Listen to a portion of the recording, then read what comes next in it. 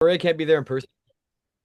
Um, I was carrying a box out to my parents' car and fell. My knee gave out, and then I may have cracked one of my foot bones or something. So anyway, I it's better not to limp to campus. So thank you for having me remotely. Um, Yeah, maybe I'll just, Kim, I don't know if you had any formalities to start off, or if I can just start rolling into things. What do you prefer? sure. Yeah, no, there's no formalities. You can do whatever you want, I but always do in this you class. I always can't do. send people out into the hallway and make them do tricks and stuff. Not this You, time. Not this year. Next not next this. session. Next session, I'll bring that one back. I missed that one. That was a fun class. I'll do that one next time, but not this time. Cool. So I guess maybe just for the three folks that are in the class, like what have you learned about AI so far?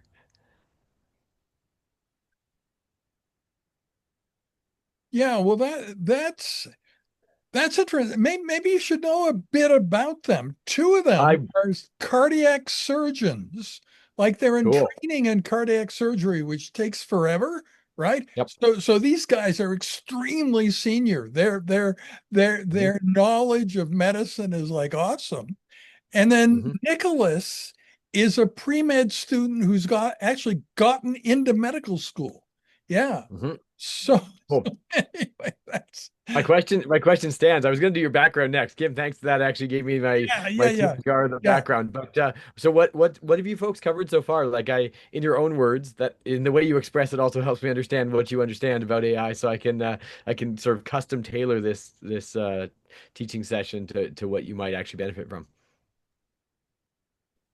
Yeah, one thing I would say is that I think one of the helpful things about this class is learning or just thinking more about how it can be incorporated into different settings. So, like, I think, I had a very superficial level understanding of what AI is, and but this class has helped open my eyes to at least, how many different applications it can have, and the different types of models and how they work, those sorts of things that maybe I didn't think about before.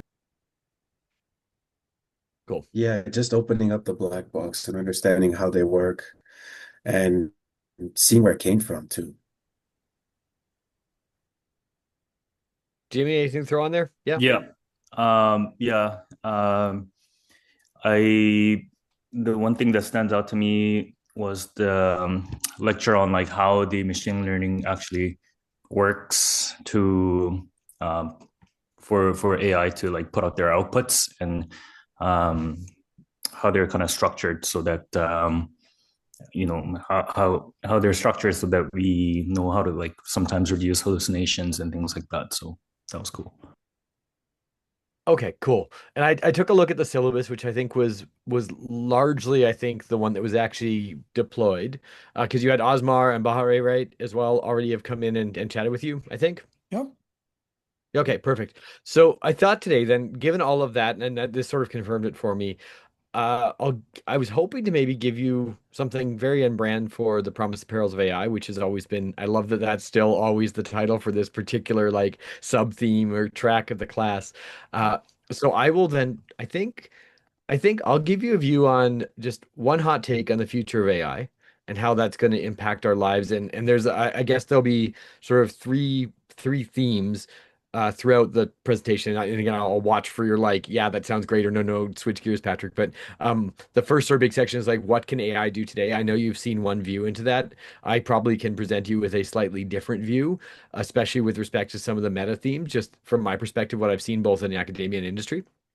Um, I can dive into AI and you specifically, tightly coupled to machines, and then zoom out a little bit and think about the impact and some actionable forecasts for this current wave of AI.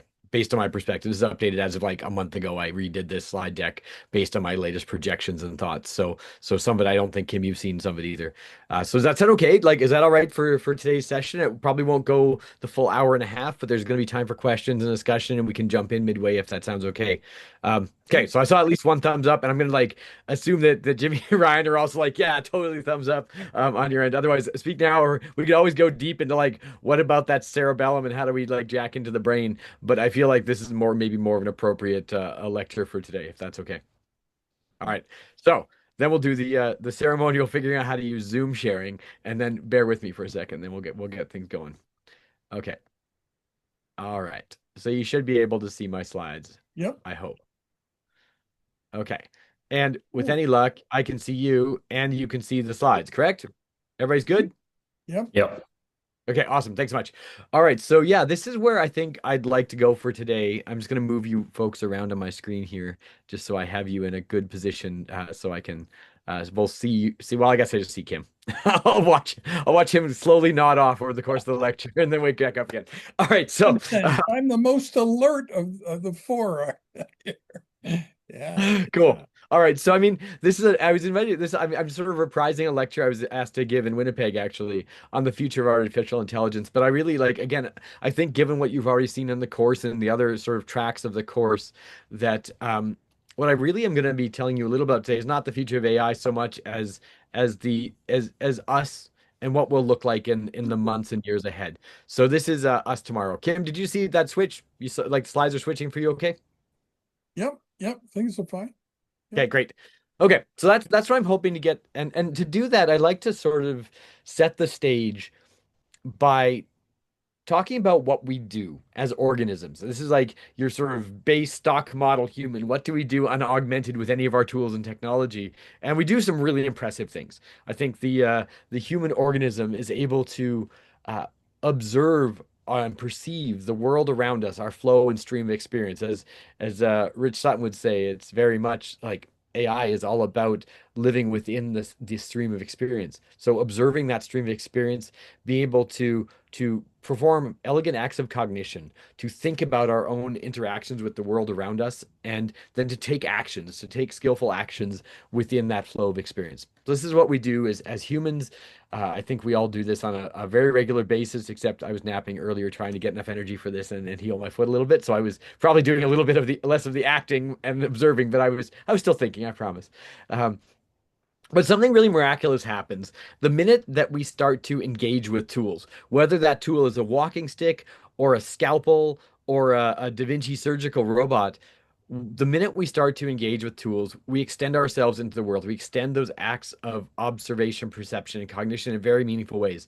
This was brought up first, in I think a very salient way by DC Engelbart, the inventor of the computer mouse, when he was proposing this first great demo of, well, wow, wouldn't it be wild if, we actually had a computer monitor and a mouse and a keyboard and people could interact with information and technology by way of these artifacts and methods and languages.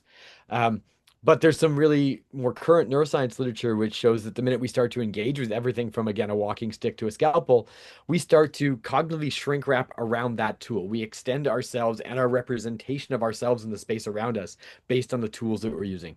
This is the principles of extension.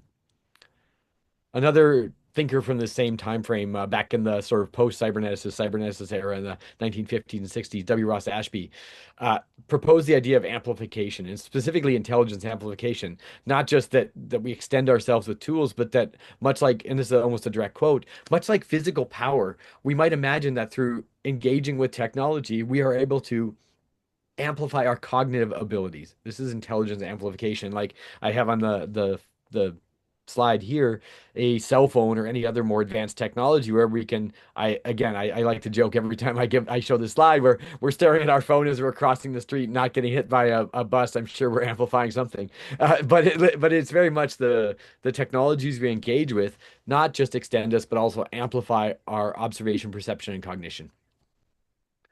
Now, we'll get to another facet of this, tight coupling. But the minute you start tightly, JCR Licklider's idea of tight coupling, but the minute you start to tightly couple human and technology, we start to get a very new paradigm for interaction with the world around us. Now, I'm sure all four of you are familiar with the Internet of Things. I'm sure, yeah, nod. Kim, you know the Internet of Things, right?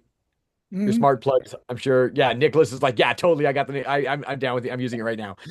Okay, so there's an extension of this which is the Internet of Body Things. This is another way of thinking about that Internet of Things that also incorporates and interacts with tightly the human body. This is actually first proposed. The primary reference I can see for this is actually Megan Neal's article in Vice in 2014, where she pitched the Internet of Bodies. The article's title was something like "Internet of Bodies is coming and you're going to get hacked," which is a very appropriate title for an article, I think. But the idea of the Internet of Bodies is very much this sort of this constellation or tightly connected web of the human body other human bodies, and the technology that surrounds us and supports us. And one of the claims I'm going to make today, and again, this is very, I think, on brand for the promise and perils of AI theme of this track in the course, is that artificial intelligence underpins our entire new Internet of Bodies. It is foundational to it and fundamental to it, and is perhaps a non-removable component that enables the benefit of this particular new way of interacting with the world and thinking about the world. So that's sort of the framing of what I'm going to say today. And so I usually like to, after I give that framing, is to sort of give you a snapshot, in my opinion, of what AI can do today. And this is more than just, oh wow, it can like tell me how to rent a good storage locker or compose an email for me or write my midterm. It in fact is going to. I'm assuming that's like totally legit, right, Kim? I saw your email where it says like it's open book, open computer, and Yes. open chatbot. Like I assume they're like chatbot do my midterm. Your account. We'll get to accountability later, but I'm Oh, assuming that's yeah. Yeah. no. No, okay, yeah, yeah. Kim says, yeah, it's totally okay. All right. So what can I do and what is it really? And so when I get here, I'm like, let's just dive. And this is probably something that's come up again and again over the course. And Kim, I know that you've been talking about the singularity for years as a key theme in the course. I would argue compellingly that we're at the exponential bend of the curve without any. I've said this publicly many times. I know Rich Sutton has a bit of a longer time frame perhaps for the exponential growth, but in my perspective, and this is just my perspective, we are in fact at the tipping point of the curve. We're at the exponential, and that's a very special time when we think about intelligence and where intelligence might be in its multiplicative process with respect to that curve, I like to go back to McCarthy. This is like there's lots of definitions for intelligence. I'm sure you've talked about AI and had many different definitions come up over the course of the term so far. But uh, when it comes to intelligence, McCarthy, who coined, along with a collection of others in the 1950s, coined the term artificial intelligence. Um, Stated as the computational part of the ability to achieve goals in the world. This is a nice definition of intelligence because it focuses on goals, which is very much a something that couples perception, action, and cognition together, and it's focused on the computational part of a entity's ability to achieve goals. Um, and more importantly, I think when we start thinking about AI, this gives us a nice, crystal clear definition of artificial intelligence. It's the science and engineering of making intelligent machines, especially intelligent computer programs. Again, these are McCarthy's words. And if you sort of swap in intelligent, it's like, yeah, let's the science and engineering of making systems that have that computational part of the ability to achieve goals in the world. This is something that I hope you'll humor me in using for the rest of our conversations today. And of course, if we get to the uh well, have you haven't heard from Rich yet this course, did you? I know Rich has been very busy traveling and now he's away. Right. No, okay, not He hasn't taught. yeah. No, that's too bad. I know he's been really obviously as a Turing Award winner, he's a very busy guy. But he's been giving us a series of lectures recently on the era experience and the age of design. I think this is very much I resonate with this, and of course I'm on the same page as Rich here, which is that we're entering a new epoch where machines, designed minds, can learn from experience, their own raw experience, and not just human data. It's not just using the internet for chatbots. That we are in fact entering a new era of learning systems, humans, machines, and human machine hybrids, which are learning from their experience in whole new ways. That's a paraphrasing of Rich's perspective on this. So when we do that, I'm sure like I'm going to show you a bunch of examples that you probably are familiar with and some that I hope you're not familiar with. But I think probably everyone here is already heard about the success, and Osmar, I'm sure, told you about the success of AI in games. We see learning systems that are able to play games of skill at superhuman level, everything from chess and checkers and shogi to games that are much harder to frame in normal terms, like poker or Stratego or Diplomacy or Scotland Yard, games that assume all the agents interacting in the game environment don't actually have full ability to observe their world. Diplomacy is a very interesting one where you, in fact, are like nation states trying to form collusions and act together and also in conflict with each other to achieve your goals. So we're seeing now AI for game playing, especially like more standard board game playing, which goes far beyond even just defeating the world champion in chess or the game of Go, the ancient game of Go, but also becoming perfectly unexploitable in games like poker and other games of imperfect information. It's not just board games. I mean, I love board games. I'm impressed by the play in board games, but in video games as well, there's some amazing examples. Agents that can learn from scratch to play Minecraft and achieve complex long-term goals in Minecraft, to be able to play all of the Atari games to reasonable competency, in some cases superhuman level on all of the various game suite, with very little training. Games like Capture the Flag, micro serving units in StarCraft 2 to a terrifying level of competency, playing races like the Zerg, Dota 2. Gran Turismo is what I like to highlight. We have actually a lot of our students who graduated from the University of Alberta have gone on to work at Sony AI, and we're part of the effort to bring forth Gran Turismo Sophie. Like Gran Turismo is arguably the most sophisticated driving simulator and racing simulator on the planet. It's very realistic, and they created a series of AI agents, Sophie, which are able to race at with the top human esports players perform better than them, and also from scratch learn the rules of the road, learn not to cut people off, learn what's acceptable in driving, as well as novel driving maneuvers that even, like, again, professional esports players had never seen demonstrated before. So Sophie is a very spectacular example of gameplay.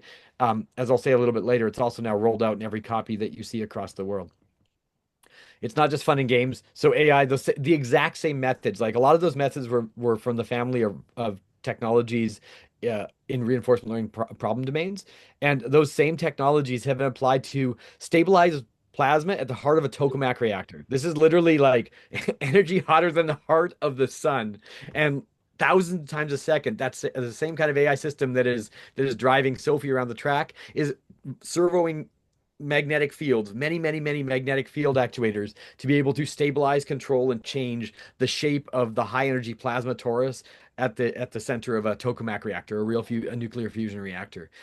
Similar advances in quantum chemistry, material science, finding spectacular array of new materials that were never known to science, which might be highly relevant to everything from pharmaceutical design to building new heat shielding on spacecraft. I think AlphaFold is probably familiar to everyone. It's a Nobel Prize caliber invention. It is something that was heralded as one of the top inventions of the planet. And this is essentially, again, AI systems which are able to take the very building blocks of life, the A's, T's, G's, and sometimes U's of life, and fold them into their complex interlocking three-dimensional structures, doing something in a matter of minutes and now seconds that would have taken an entire 5 to 10 year PhD. With crystallography and X-ray diffraction experiments, AlphaFold can now, with high accuracy, not just fold the structures, but fold whole compositions of structures to show interlocking proteomic machinery. And in fact, has been able to fold all of the proteins known to, I believe, all biological sequenced scientific creatures. So essentially folded the proteins of all known proteins so far, which is kind of wild for living creatures. The full proteome, human proteome and beyond. That's wild. It's not just biochemistry and harder sciences. Similar systems have been used to restore ancient texts to be able to rebuild and reconstruct and predict what was on ancient manuscripts that were previously undecipherable.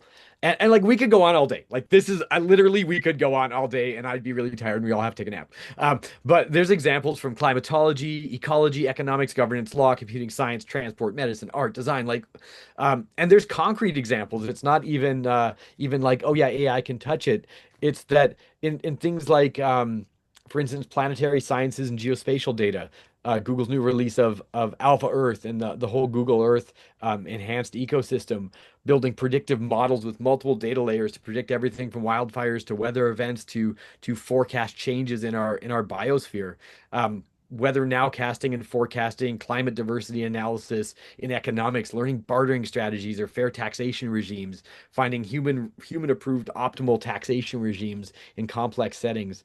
It's been applied to law, human level coding. I mean, there's lot of very strong AI coding systems now that don't just write the code, but also do the project management and will keep logbooks and build their own unit tests and fix all their own bugs and submit tickets. Like it's a very complex computing science ecosystem now that's powered by AI. Self-driving vehicles, there's multiple companies that will drive you around the Bay Area, some of them for free now. I think Amazon's just released their self-driving taxis and trying to catch up with Waymo. They're now like offering free rides. Um, and like I mean, this is one example. I don't know if I have. We'll see if I have my sound on. We'll see if it works. Okay, it's your turn.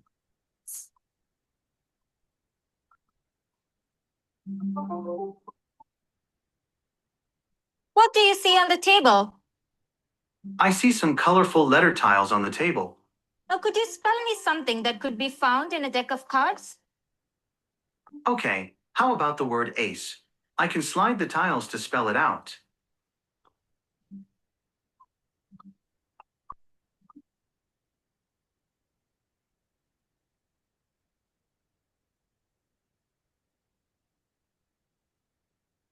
Can you pack me some trail mix? Should be saying please. Always say please. I don't care if it uses extra tokens. Certainly, I have packed the trail mix for you. Hey, can you pack the orange for me? Of course, I am putting the orange in the lunch bag. Thank you so much. Okay, so that was just one example. Like, hey, what happens if we just chain a chatbot to a robot? I'm using just in a very loaded way here, but like, what if you just chain a chatbot to a robot? The chatbot, that was Gemini 2. We already are seeing now Gemini 3 launching any moment now, probably, at least according to the media. And that was like an earlier demo that was already stale. And how we can now see autonomous systems that was on fully autonomous mode as well. There's like a chatbot given control over a robotic body, able to interact with its world and engage with humans. And that was just again the tip of the iceberg in that respect. The early when according to their Sparks of AGI paper, when Microsoft got early access to ChatGPT 3.5 and 4, some of the first things they did was chain them to quadcopters and mobile robots, and like, hey, quadcopter, can you zigzag and scan this shelf for me? Because of course we want to sort shelves. Where would I find something that like I could use to like interact with my lunch? And it like goes over and points at the microwave. So even years ago, there was already this chaining that was happening. And similarly, like this is, I will say, we are seeing now an enhanced wave of very elegant plumbing, not to downgrade plumbing of any kind, especially not the kind that happens in my house. I am very thankful for the plumbers that visit sometimes when we have troubles. But when it comes to AI, the plumbing is now getting pretty intricate and amazingly advanced. And Kim, this is going from what like the sort of very specific or task limited AI to general caliber AI. It's in a large part the plumbing is changing the landscape. So I mentioned Gran Turismo Sophie. That was a research breakthrough. It's now deployed in every single copy of Sophie that is deployed on any PlayStation. Anytime you buy Gran Turismo, you get Sophie. You can change the kind of AI, the caliber of the AI. It can drive in all the different available cars, not just a specific car, and it can be customized to your needs as a player. So this has gone from breakthrough to a product. Similarly, we're seeing things like this is an example of AI being used to design a aerospike rocket engine that was actually fired. So computational AI helping build a actual rocket engine, an additively manufactured one to some degree, and that was actually fired by University of Sheffield. And so this is another step from conceptual breakthrough to actually creating product. This is this is an older slide. I should have updated it, in fact, but there's now an example of, and this is also very cardiac relevant. I'm our cardiac friends in the audience here. I think are probably even they know what this drug will do better than I do. But the idea that a commercial drug has been created, which both the chemical compounds and the drug targets were identified by AI, went through phase 1 clinical trials and is into phase 2 clinical trials and actually showing successful results. I did update the slide actually. There's the Nature Medicine paper link down there discussing the success in a randomized phase 2A trial. But this company also claims that they have a robot scientist as their lab manager, which is running their science lab. I think that's probably a little bit of hype. I'll say I know this is being recorded, but I haven't seen like a great example of that robot actually governing or designing the science. But they have argued that they have a humanoid robot also in their lab. But like ignoring that completely, the idea that we have now AI not just helping to sort of bolt together the things, but to be able to create targets and compounds for viable drugs is quite spectacular, changing the drug design cycle dramatically.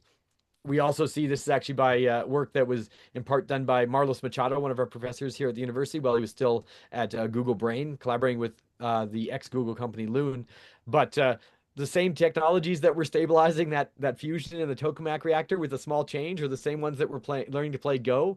Were actually deployed in autonomous balloons over sub-Saharan Africa, a whole fleet of balloons to be able to coordinate themselves to deliver Wi-Fi to remote regions that wouldn't have other access to high-speed data. And the balloons learned very advanced emergent behaviors, like taking naps at different altitudes when night fell so that they could conserve their battery power and ride the thermals so that they could wake up and then reconfigure themselves in the morning. So again, the same kinds of technologies applied in dramatically different settings. And through all of this, I want to highlight the reason I was showing you these particular snapshots. Again, I've got like a fantastic deck of cards of amazing AI examples, which I have to literally update every week because otherwise it would be out of date. There's a shift here, and I think this is the shift that I want to highlight in this first part of today's session, which is that we are seeing a massive change, and the change, first part of that change is from tools to agents. So where we were previously seeing very advanced machine learning tools, we're now seeing things which are fulfilling some, all, or at least a large part of the definition of an agent, something with agency, agentic workflows writ large. I mean, beyond that, things that actually can interact with their flow of experience and act, observe, and perceive, and have agency over their actions. We're seeing again another shift from breakthroughs. Gran Turismo Sophie beats esports professionals. Lee Sedol defeated by AlphaGo to products. We're seeing these AI advances now being rolled out and deployed writ large in a variety of settings, be it autonomous taxis to home cleaning robots to the various chatbots that probably all of us use in one way or another. I quite enjoy using my chatbot friends' skills and talents for our joint endeavors. And another thing I think that's changing, there was a big wave of AI hallucination. There's still AI hallucination, but it was more or less like anytime you'd ask me, be like, oh yeah, so Patrick, like, what's the answer to this hard math problem? Like, I have no idea. If I don't have access to a calculator or the internet, I'm just going to make something up for you and you might believe me. Because of all that elegant plumbing, because all of our advanced AI systems are now being bolted together with a diverse ecosystem of tools, everything from internet search to calculators to Wolfram Alpha to other AI systems, other AI agents, we're now seeing hallucination give way to integration. And what I will say as well to close this first part of today's session is that cycle of innovation, the cycle going from tools to agents and breakthroughs to products and hallucination integration is getting faster and faster and faster, not just by the year, but by the month. So this is my takeaway. So where AI is at right now, and maybe some of the what gives me my at least background insight for suggesting we are on the tipping point of that exponential growth curve. I see Jimmy came off camera. Is there any questions? So before I move on to the next part of the talk, does anyone want to just chime in, ask something at this point, or I mean, we can hold things for the end for discussion as well. But nope.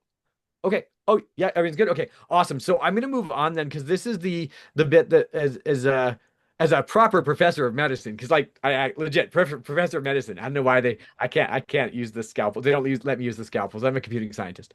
But I'm appointed in Div PMR, so I'm in physiatry, because I mostly work with AI systems for brain-body machine interfaces, advanced neuroprosthetic technologies, and I co-lead my lab with Dr. Jacqueline Hebert, professor in medicine as well, who led the adult amputee program at the Glenrose and has been very, very heavily involved in bringing some of the most advanced surgeries in the world to Edmonton and to Canada in terms of neuroprosthetic restoration.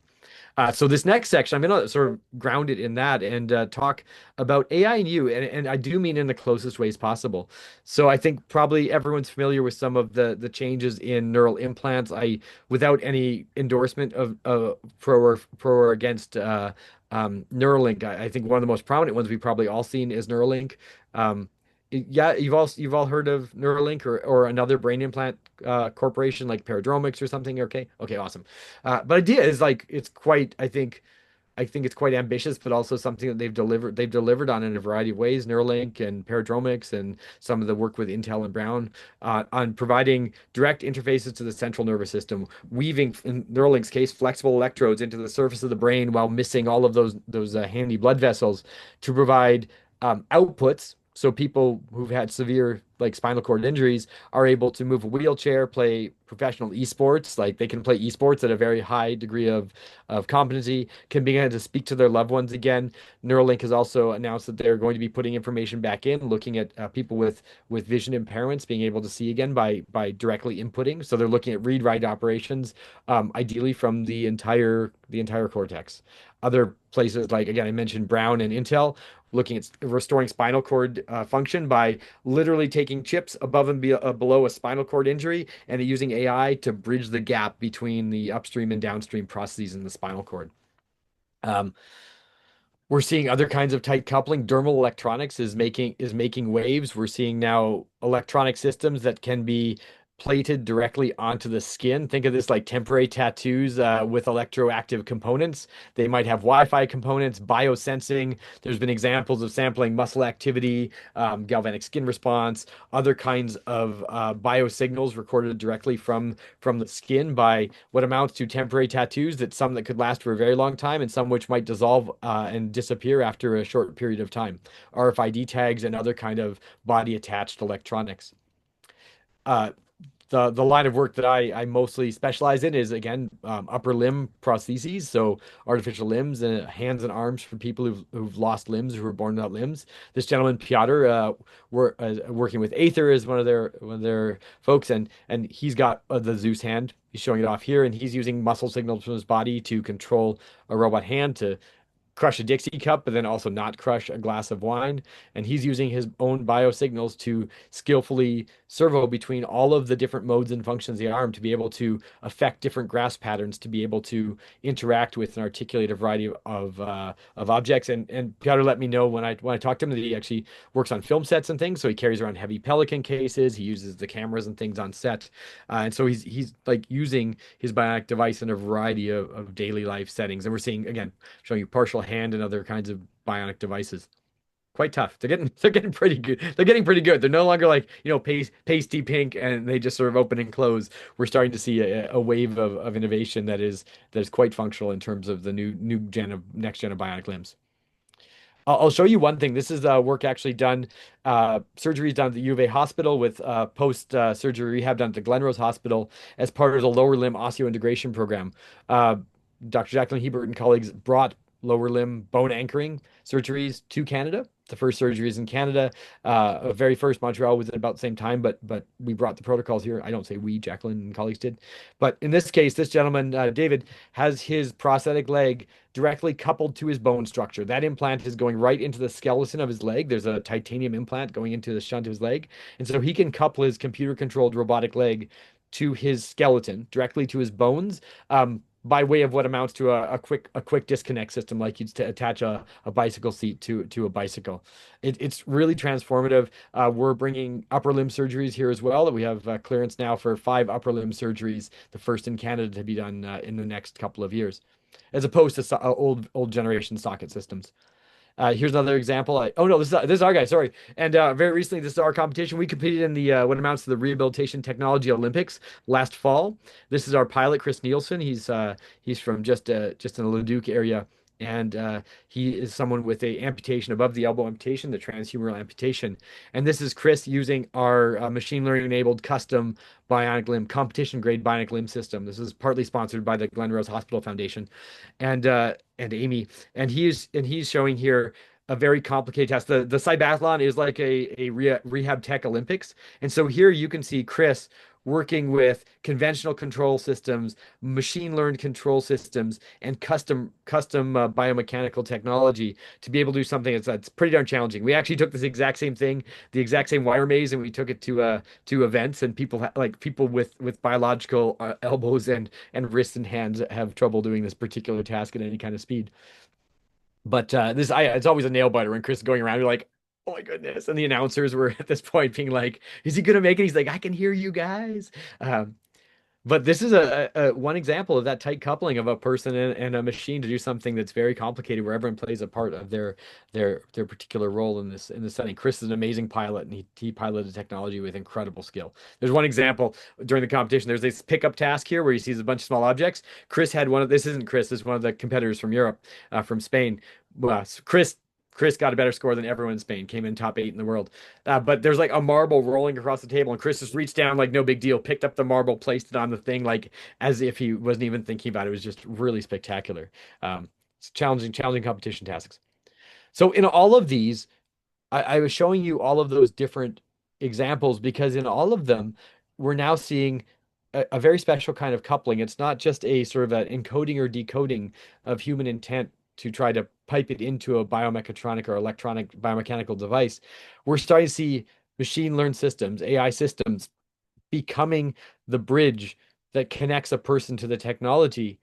And in fact, the bridge that connects a person not just to say a piece of hardwired technology, but to other examples of say AI technologies. The idea that now we have increasingly powerful forms of what I like to call universal glue, which is connecting a person to the assistive technology that supports them in their lives, including other technologies which chain those agentic flow paths that we discussed earlier. Okay, so that's the second part is that not only do we have incredibly powerful AI tools, which are increasing in their level of agency and productization and integration on a literally daily basis, we're starting to see those systems become tightly coupled to the human body and the human mind. They're becoming an integral part of our ability to act and perceive and think about the world around us. And this is true in all domains. It's like everything from medical decision making, I will argue, right through to elite esports players, right through to everyday folks trying to like build a brochure for their school fundraiser. So it's very that's what we're gonna. So I say that because that's where we're going with this next section, which is we're going to talk a little bit about impact and in my opinion, some actionable forecasts. I had a lot of slides here. I actually cut them down to just a few very punchy slides, and I'll try to take a little more time to unpack some of them. But before I do, is there any questions on that last section? Anything anyone wants to chime in right now?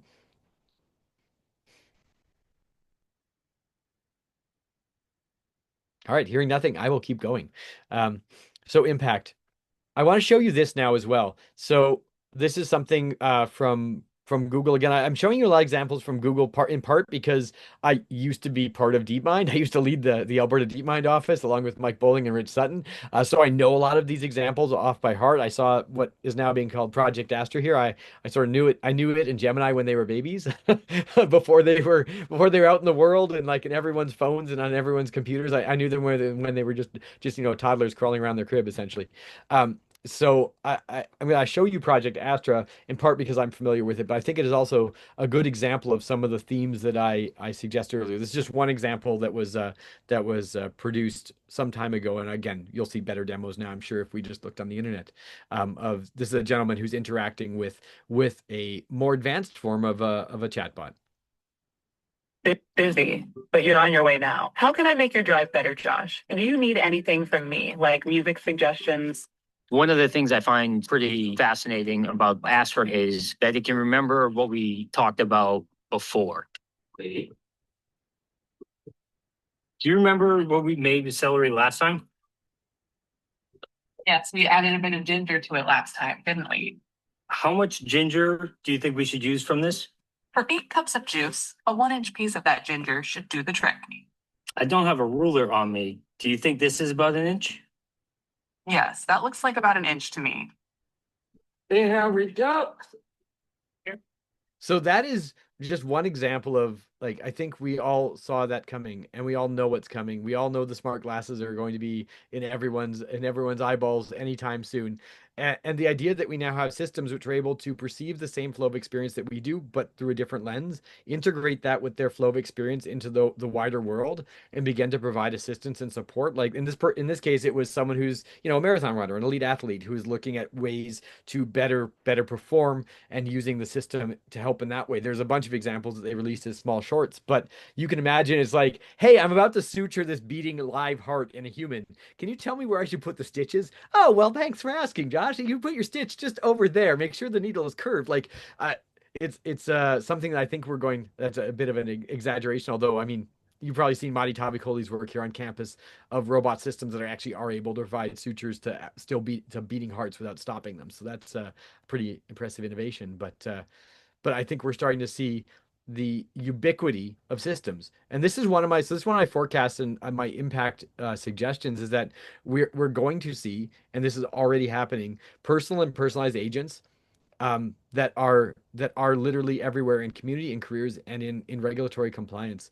And what's different, I think, than some of the deployments of AI systems we see and use right now is that my expectation, and again, this is based on evidence we're already seeing and what people have said where we're going, is that these systems will have persistent memories, hopefully privacy preserving persistent memories, wherein systems will begin to adapt to individuals, have long-standing memory, have long-standing privileged access to relevant personal information to be able to carry out and act as agents of or in service of the person they are engaging with. And I do think part of this is that basic competency and literacy is going to be critical for most individuals interacting with most day-to-day technologies. So this is I think one of the things that we should expect. So ubiquity as a deployments that we will see everywhere and a requisite need for training, literacy, and as you'll see on the next slide, individual accountability in the use of those systems. So the first bit, ubiquity. Like I think that Project Astra Snapshot is already woefully out of date. We already see things in the smart glasses that are being released that are going to be doing that same style of interaction with individuals. And now I think this comes down to actually this is right in our I'm borrowing directly from our U of A guidelines for the use of AI on Kim's exam that you'll have on Thursday. But it is the responsibility of the individual to have a base level of AI literacy to safely and appropriately use AI. Like if you haven't read the U of A's guidelines on responsible AI use, this is like I think a top priority. It's not perfect, but it's detailed. And I think it's got a lot of great stuff in it, and a lot of good individuals were consulted in creating it.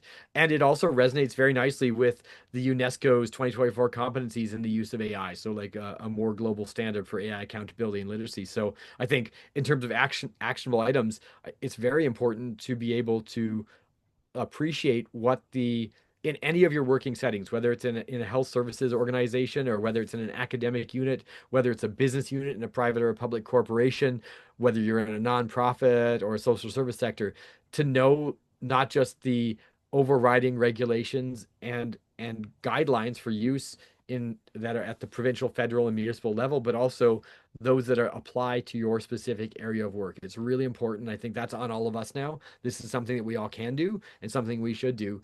And it's very much like if I were to like invite someone into my lab, I'm like, I would absolutely make sure, and we do make sure that they're trained on every single thing that they're using in the lab. It's not like, oh, hey, new undergraduate student comes in, go use the drill press, the 3D printer, the soldering station. People are trained in how to responsibly and safely use the tools and technologies that they are deploying in their place of work to be able to conduct the roles that they need to conduct. We make sure that they're really well trained. We make sure that they know what they're doing, and then they're also accountable for their work items. If they make a really bad solder and it causes our robot to fail mid competition in the Cybathlon, or worse yet, like they don't put the drill press bit in properly and it flies off and actually nicks someone, they're accountable for that. And then we'll put in more checks and balances. But I think this is equally true for AI. There's a lot of different positions on the whole AI safety narrative, but one of the best ones that I heard was from our director of AI safety at Amy, Melissa, and she's like, like when you're riding a bike and something like that, you just put on a bike helmet. It doesn't hurt you to put on the bike helmet. If you get a crash, it's going to help a lot. Like, let's not be. I'm paraphrasing. She said it in a much more eloquent way, but the TLDR was like, "Oh, come on, we don't push back about putting on bike helmets. Some people don't wear them, but it's just like it doesn't cost that much, and it makes a lot of sense because if you're in a crash, having that bike helmet is a really like important thing to do. And like when I ride to campus during the riding season, I'm like, yeah, I'm gonna put on. Of course, I'm gonna put on my helmet. If I'm going rollerblading, I just go like rollerblading behind my dog.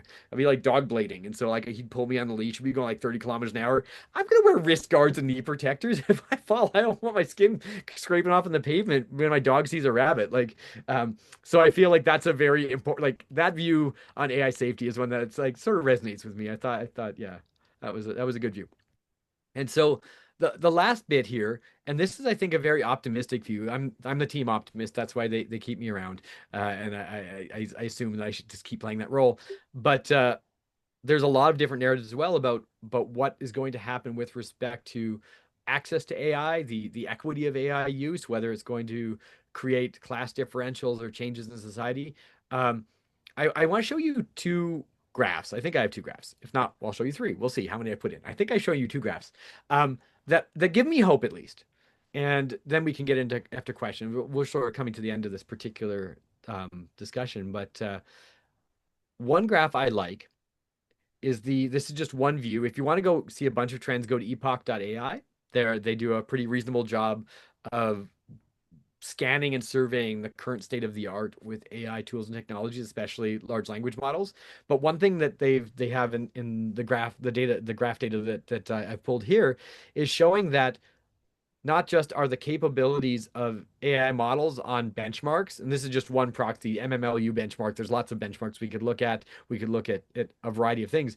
Not just are the models increasing in capability very rapidly, I would suggest, but that the open models, the freely available to anyone models, and the closed models are coming closer and closer together in capabilities, and in fact jockeying for position. If you go to the AI leaderboard, there's an AI chatbot arena leaderboard you can look at if you want to see who's top right now and what their sort of elo scores are, their competition scores are. You see the open and closed models are vying for supremacy in terms of their ability to not just have great performance on a variety of benchmarks, but also to be the thing that human users prefer when they're interacting with these systems in a day-to-day for a variety of tasks. So capacity going up, people are investing a lot of money in creating excellent models, but there are very, very good models available. And it's not just like language models. These are models that integrate vision and other kinds of tool chain activities, web connections, that are open models that are freely available.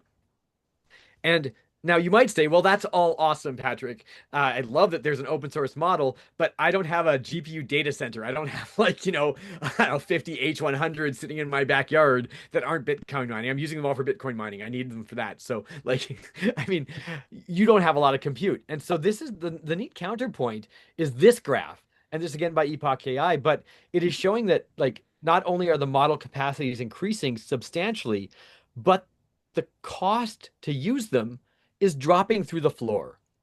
It's getting cheaper and cheaper and easier in terms of dollars and in terms of compute required to actually deploy some of these fairly spectacular models. By model, I mean the AI system that's able to take inputs and produce outputs. I'm using model very generally.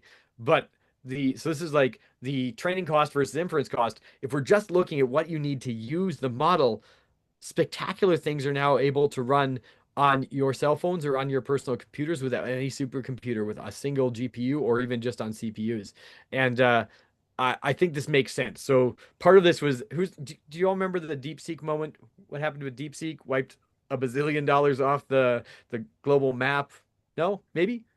Can I give it? No, everyone's shaking their head like, no, what's this DeepSeek thing? Okay, let me tell you a story. Can I tell you? We have time. I'll tell you a quick story. How about that? So, once upon a time in Silicon Valley, everyone were putting billions and billions and billions of dollars into training gigantic models because they had all the compute and all the money and they had a lot of market share. At the same time, China didn't have access to all of the same chips or all the same dollars or all the same market share. And so China said, hold my Qingdao, hold my beer, and put a scrappy team of engineers at the company DeepSeek. They threw a bunch of very scrappy tech innovation and a bunch of less capable chips at the same problem through a bit of reinforcement learning on top of it to say, hey, we're going to ask the model to train itself based on some of the open source models. And we're able to train the same caliber of model as those gigantic Silicon Valley AI systems for orders of magnitude less. Instead of billions of dollars, training was millions of dollars. The compute went down by a spectacular amount. They showed that by throwing reinforcement learning technology on it and saying, hey, instead of like showing a bunch of human labeled examples of reasoning, we're just going to make the system do reasoning tasks and then optimize the system by how well it does on those reasoning tasks, and showed they could get advanced like chain of thought reasoning and very sophisticated model performance for substantially less. And that was sort of a kick in the pants. Not only did it wipe, I think, trillions of dollars off the global market, especially companies like Nvidia, because everyone's like, wait, we don't need all these big chips. Wait a minute. But it sort of made everyone think a lot more. This is my speculation. Everyone was probably already doing this, but it made everyone think, wow, it does cost us a lot to train these models, but it should be really cheap to use them. We want those on cell phones. We want them on smart speakers. We want them on smart plugs. We don't want to have to like use our data centers every time someone wants to talk to a language model. And so I think globally, everyone just got really scrappy and started throwing their engineering might at making more efficient, more powerful systems. I've got a copy of the Quen model, a copy of DeepSeek, and a copy of Gemma 3, which is like the lightweight version of Gemini, all running on my laptop. I can turn off the internet. They just run here. I can have a conversation. Some of them are vision models. You can like, I gave the Gemma model a picture of an old Chevy Cavalier engine, asked it where how I'd changed the timing chain. It was able to have a conversation with me. And that was all running off my local MacBook Pro. It's pretty spectacular. I had my clinical colleague download it. It took 15 minutes, downloaded a copy onto her laptop, and it was running with 3 button clicks, no coding knowledge, and just a web browser extension. Like just install a Chrome plugin, download the model, and 1 click download, install the language model running software on the computer. So we're getting to the point where not just the compute and the cost is really low to use incredibly sophisticated models. We can have private air gap systems that can access our own document streams, our own PDFs running right on our computers without leaking information anywhere and without us requiring really sophisticated technical knowledge at all.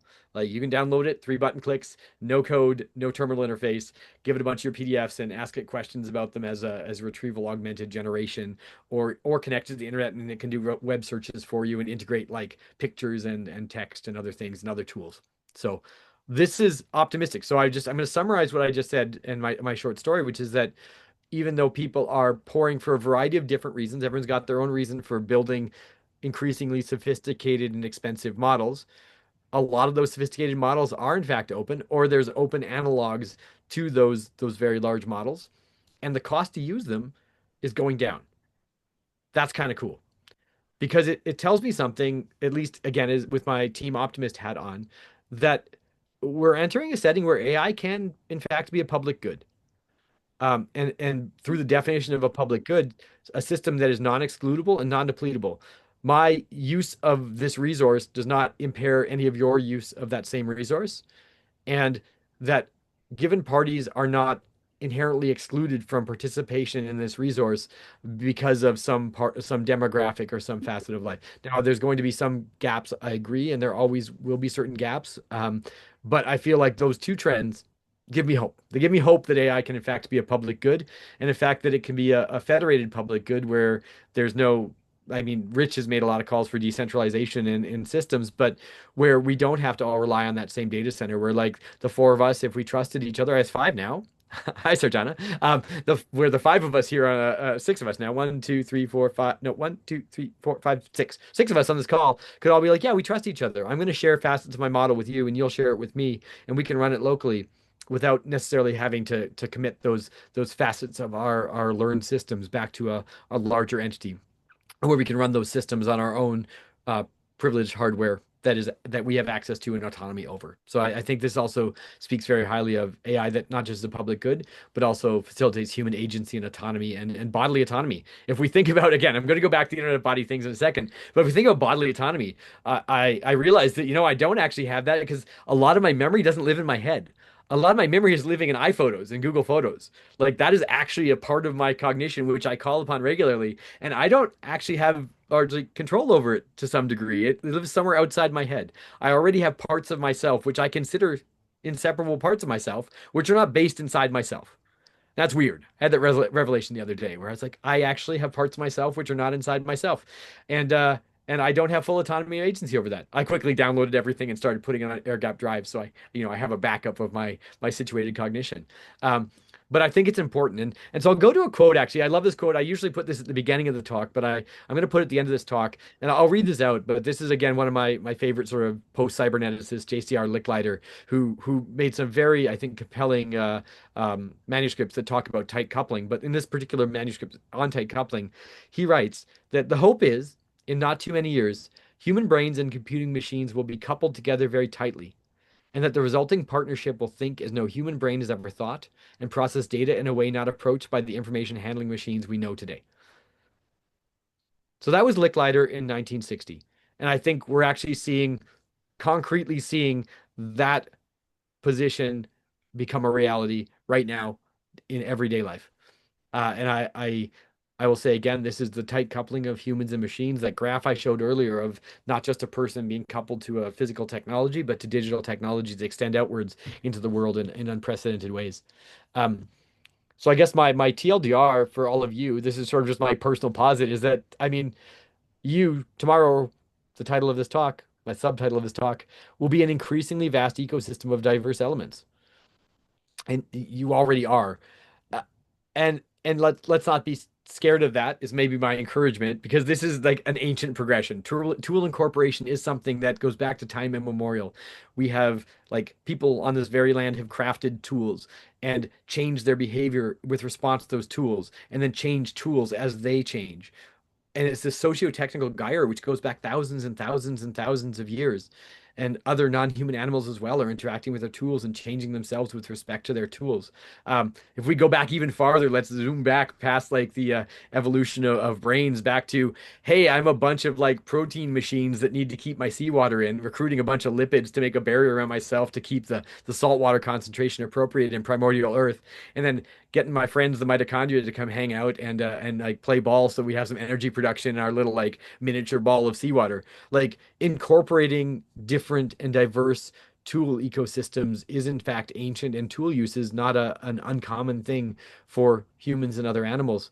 And so we are just seeing a new and increasingly high speed evolution of tool incorporation. The socio-technical gyre is winding faster and faster as the falcon flies through the sky. And as Rich Sutton would say and has said in his many recent lectures, this is like the we're entering the age of design systems that can design other systems and incorporate them into themselves. Last bit is me paraphrasing and coloring Rich's statement.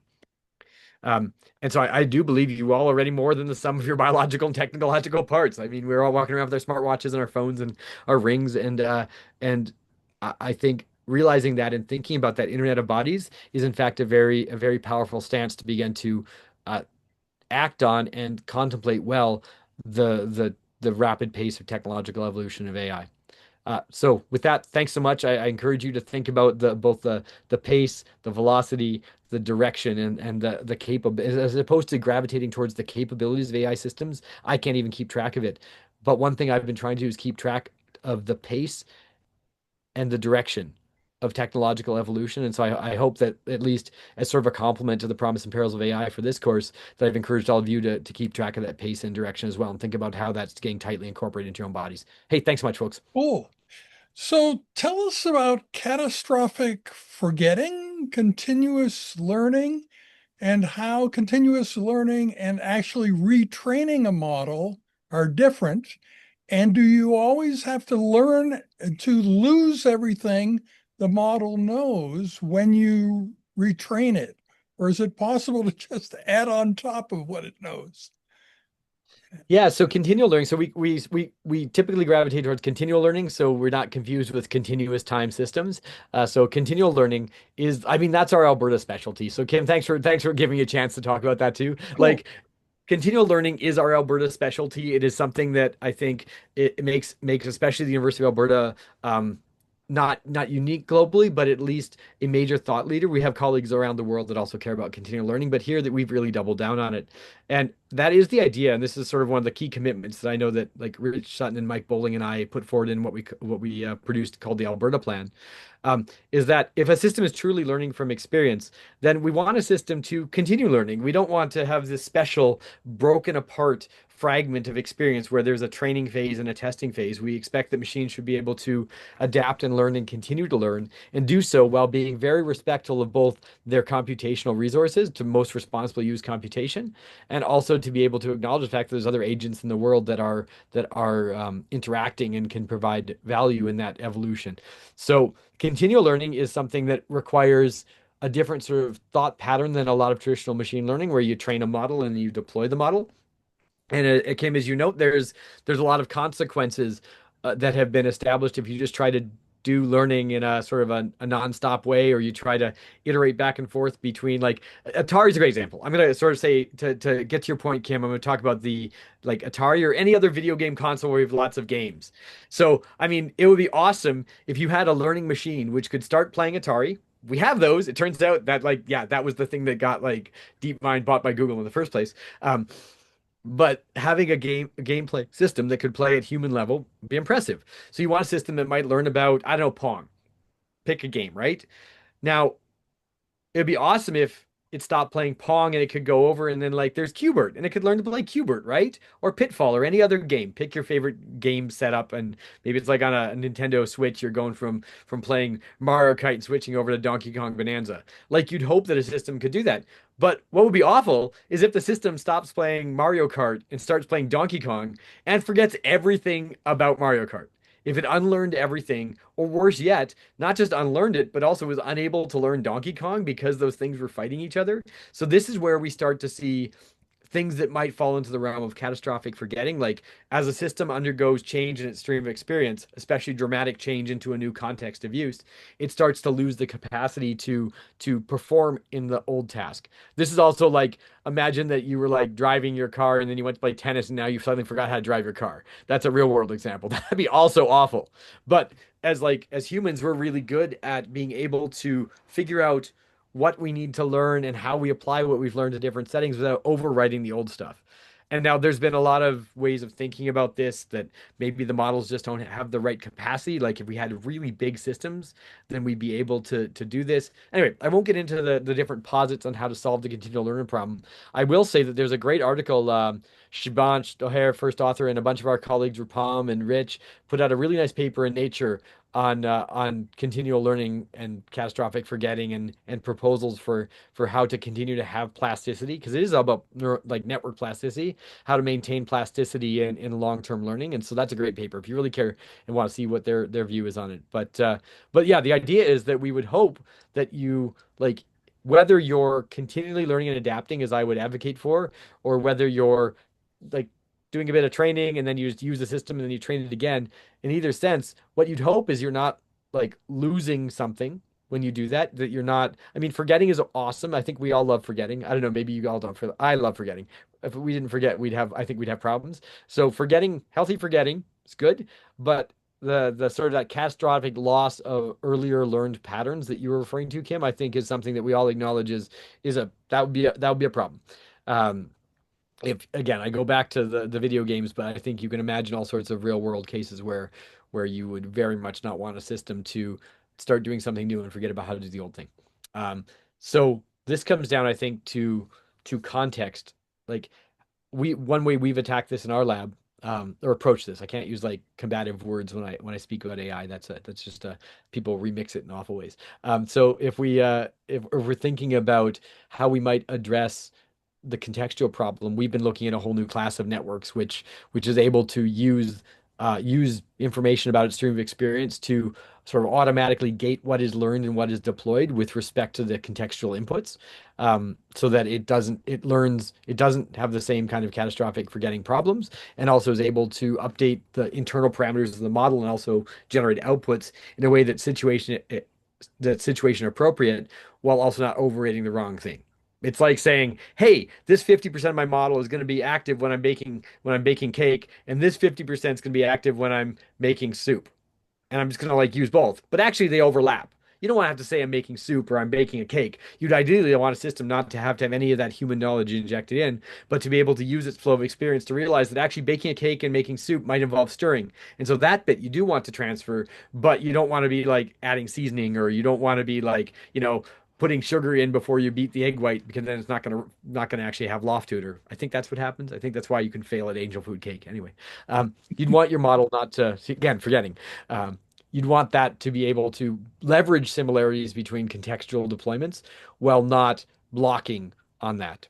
So it's very much I think a balancing act. And you're right, this is a huge problem, but I think there's a lot of cool technologies that people are starting to build out now that are helping systems be able to have that learning from a flow of experience without the problems that you note. And again, this I would consider the work that we do here in Alberta on continual learning some of the most sort of like forward thinking in the world in terms of creating change in that field. Cool. Okay, great. Long answers give me it's same It's a whenever my perfect 8-year-old asks a answer. question. We're like, Yeah, a he's like, oh very hey, why is this? And we're like, patriotic one. 10 minutes later, we're like, and that's why if this happens and this happens, like I just really, really wanted to know why the mustard came out like that. It's fine. It's not important. Anyway, yeah. Now, I'd be a very bad guy running this course if I prevent the students from from asking questions. So, Right. are there student questions? Yeah.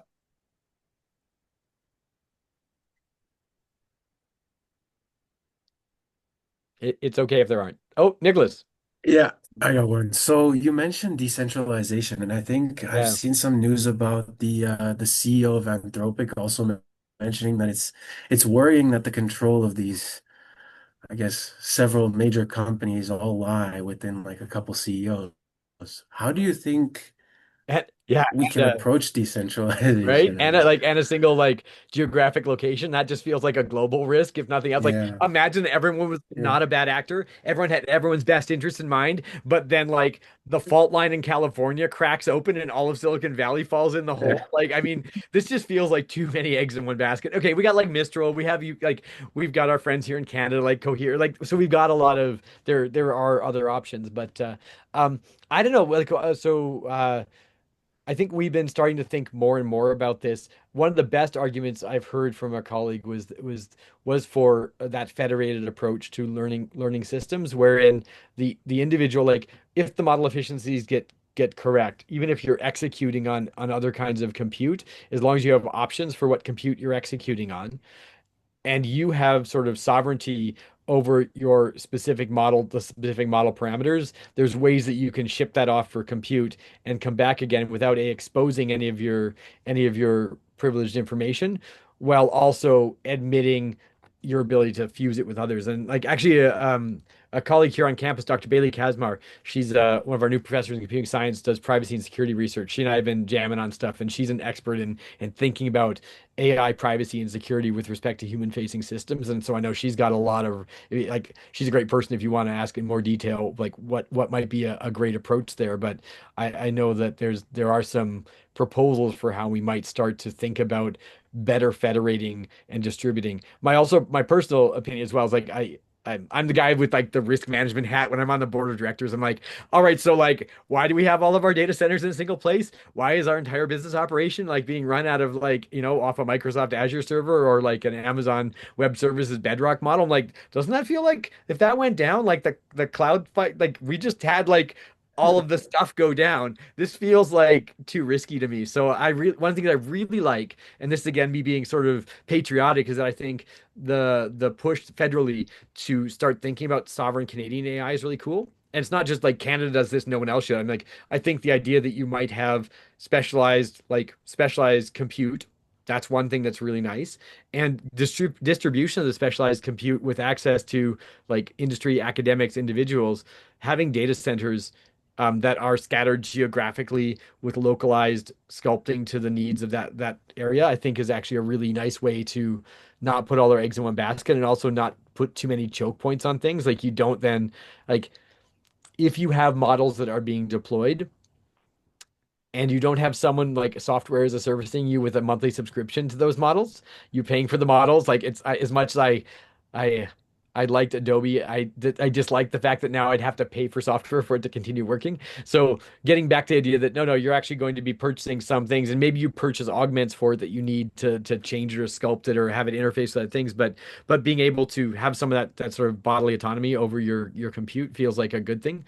So that's that coupled with localized data centers, some of the things that we're seeing being built out right here in Alberta. Actually, I really like some of the projects. I have no idea. The one thing that sort of gives me pause though is that I think we all know that data centers are tricky things. We see like Project Suncatcher now, where it's being proposed that satellites, that all of the data centers go into space. Now, that like, or not all of them, but like, why wouldn't we put the data centers in space? I've been saying this for a really long time, but now like again, Google's got Project Suncatcher, and there's a bunch of others where yeah, let's just tiptoe our way towards making a Dyson sphere. Well, I like yeah, if we have a Dyson sphere around the sun that's like catching a bunch of energy and doing our compute, it's going to be really hard for me not to be like relying on some kind of like mega CEO for access to that. So how we structure that is now a socio-technical and a socio like economic and a political question and a societal question as opposed to a technological question. And I would be providing professional misconduct if I was trying to give you suggestions about like, the socio-economic implications. That's not my line of training. And we have lots of great like people here on campus, people like Jeffrey Rockwell and others are really solid thinkers on what sort of the social and philosophical implications are of those kind of choices. But I think there are certain cases where like we're seeing right now before we started to see the lightweight models where these mega data centers do provide choke points and at present we haven't found a way to make sure that there's some robustness there if like one CEO goes crazy and decides to, I don't know, make a robot Right. army or But let not me that that's happening. channel No one CEOs would make a giant robot army to go alongside their self-driving cars. That wouldn't be happening right now, like as we speak. No, right. totally would. Let me channel Jeffrey Rockwell for a moment, though. Yeah. He really, really disliked the idea, which Rich and I both talk about, of humans, any human you name, being unable to handle stewardship of the earth, whereas AI, advanced future AI could obviously do that on behalf of human welfare, would understand what humans need and want better than the humans themselves do. He just got so angry at that. Anyway, I, where do you stand on that? Do you think it's well, possible? I respect Jeffrey's opinions. He's one of the people that I always want to listen to. If he's ever giving a talk, I want to go see his talk because every time he talks, I learn something new and I change my views on the world. So I would love to hear that discussion so I could change my views on the world as well in positive ways. Um, I mean, Kim, as long as you've known me, I've always been the part of the Alberta plan, which is the intelligence amplification side. So Yeah. I feel like we think a lot about us as independent entities and us and our technology independent entities. I think one of my sort of thesis statements of today's talk was that that's already not true. Like we already are an ecosystem. We're a vast ecosystem already, and we're going to be increasingly vast. And that Internet of Bodies is not just one person with a bunch of pacemakers and cochlear implants and a bionic limb or two. It's in fact incorporates other people. So when we like there's been lots of great science fiction. That's where we're like, let's go to the science fiction. We can look at all sorts of pros and cons and different rollouts that the fiction authors over the years have provided everything from like Suarez's Daemon to other positions on how that might play out. But I think that it is very much uh that it's the false choice bias where you're thinking that I either have this or I have that, but there's a very large, I think, other alternative which we often discount by going to either no, a single human is doing it, or a group of humans, or no, the AI is doing it, where there's something in the middle which is the most likely outcome. And I've long thought that middle outcome is the thing that I expect. That is like Kim, remember that poem I wrote for that one Yeah, gig sure. organized that had like the different four paths to the singularity. Remember that poem? I found that the other day. I was like, oh damn, that was a good poem. I actually like that one. It I thought that was. was good. But the one of those four, the one of the like the four Kurzweil paths to the singularity that I think is most likely is in fact that sort of the integration one, because that is the sort of the thing that I see every time we see all of the technological enhancement. I mentioned the plumbing. The plumbing is getting great. Like the Internet of Bodies is weaving together in tighter and tighter. It's like a much more elegant tapestry every time I look. And I feel like that is the most likely outcome. I still think it's the most likely outcome, and I think it sort of sits somewhere between those more Right. defined positions. So what I think, if we can sort of distill the essence of what you've been talking about down to something very simple. If somebody talks as if zero sum is the way the world works, that means they don't understand AI and what AI can obviously contribute. Because a lot of what AI does, it provides positives without decreasing anything for anybody, It can. Yeah. I agree, Kim. I think, I mean, sorry, there's always trade-offs. You can't get something for nothing. Like the thermodynamics police will come and lock you up if you try Right. to get something for nothing. You're probably like, you can't win, you can't break even, you're always losing. So like, as long as we acknowledge that, like, we don't want to get like thrown into a detention center by the thermodynamics police, the physics police are very stern. The auditors of the universe want to make sure physics is still doing its job. But acknowledging that we can't get something for nothing, or like old style magical realism approaches to magic systems where we have to trade something to get something. I think there's ways that we can get sort of net positives. We can trade up. And Rich and I have talked about this over the years as well, that you can Yeah, very much get a lot out of a limited channel. If I have this absolutely. many ways of communicating with the world, and I Yeah, have augmentation and technologies, I can get more out of my limited ability to communicate with my other body parts and with the world around me. So I right. feel like there's lots of paths where we can get that sort of multiplicative, or worst case additive enhancement through the use of the technologies. Now, what we're enhancing then is the thing we should be considering very crisply, like, well, how are we building ourselves? What are we creating? What are we creating ourselves to be? Because that's the thing that we're going to be multiplying and enhancing and augmenting. And then as we augment, how is that persuading and persuading us? How is that shaping us? We have to think very hard about that. And I think that falls into the accountability lens that I talked about earlier in the talk. Right. But I think one thing that hopefully the students will take away, like when you go to a party and it's after 10 o'clock and most people have nothing to talk about because they only know work stuff, but you have this course content. And so people talking a zero sum game, there's a whole world of AI and quantum and stuff that they obviously don't know about if they really think that everything in the world is explained by uh, zero sum, peak oil, all those old fashioned things. We're going to Oh, run okay. out of oil and kill each other. Yeah. It kind of ties into, I listened to Elon Musk's most recent podcast on Joe Right. Rogan where he talked about universal high income, Right. that the productivity of AI and robotics will in the future generate so much, profits for everyone, that everyone will eventually get universal high income. But and that kind of ties in to your point about zero sum game. But I have a little bit of a concern that those who are in charge of AI, in the sense that, like, you own data centers and you own these closed AI systems, those people will be massively in profits, and maybe they're in not in the it's not they're not looking after everyone else's interest, that they're mostly looking after themselves, and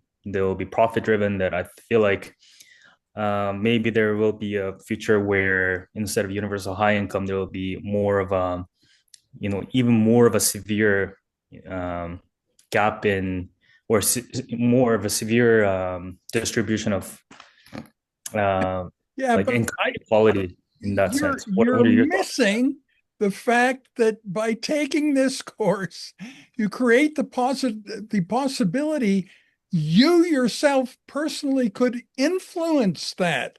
You're not just passively waiting to find out what happens. You can move the needle toward the positive outcome that you would like, and it will have an effect on the world.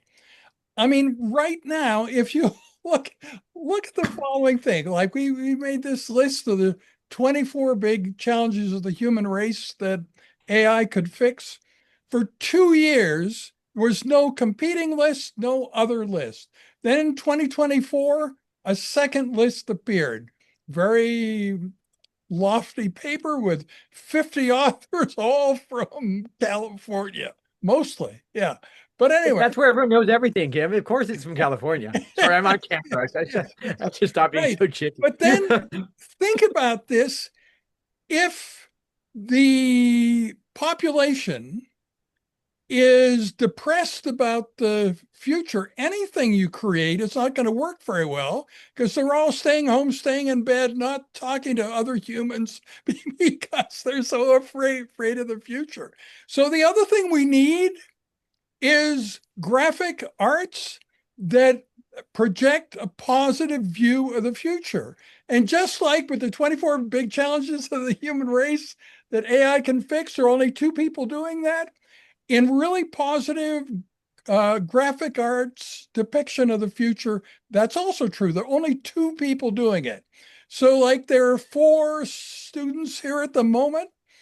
Each of you could have a substantial impact on the world beyond cardiac surgery that has nothing to do with the operating room. And that's true for any intelligent human, that you are not just being buffeted around by the Elon Musks and Donald Trumps of the world. You can independently do important things. And if you don't believe that, you haven't been listening to what we've been telling you in the No, course. That's Kim makes a great point, the especially for main our message. Yeah. our cardiac friends. You could, like, I mean, there's what, 4 chambers of the heart. You could take at least one of those and put a tiny data center in each one. Every time you do a surgery, just slip one in, and then you're decentralizing the compute. You're just like, no, no, don't worry, I got you covered. Not only is that valve all fixed up, also you've got an H100 in there. It's a really tiny one. I got the stripped down model. It's only got a couple of the GPUs, and the bandwidth's a bit bad for the CPU, but Yeah. just Cool. kidding. But I like Jimmy, I feel your comment as well. And like I don't um I think that there's a lot of possible rollouts, and you're right that one of them is like, yeah, I know we don't like. I mean, oftentimes that the universal everything's great argument sounds a bit like the underpants gnomes. Remember that from South Park? It's like step one, collect underpants. Step two, step three, profit. Has anyone ever seen that short clip? No? Okay, well anyway, if you look up underpants gnomes, hopefully you get the right thing and you don't get something atrocious. But it's like a cartoon clip, but it was like very much the underpants gnomes. Their entire profit model was like step one was to steal underpants randomly from people's homes. Step two, they had no idea, but step three was profit. And so I do have a little bit of worry that a lot of those structured strategies have that sort of stage two gap in them.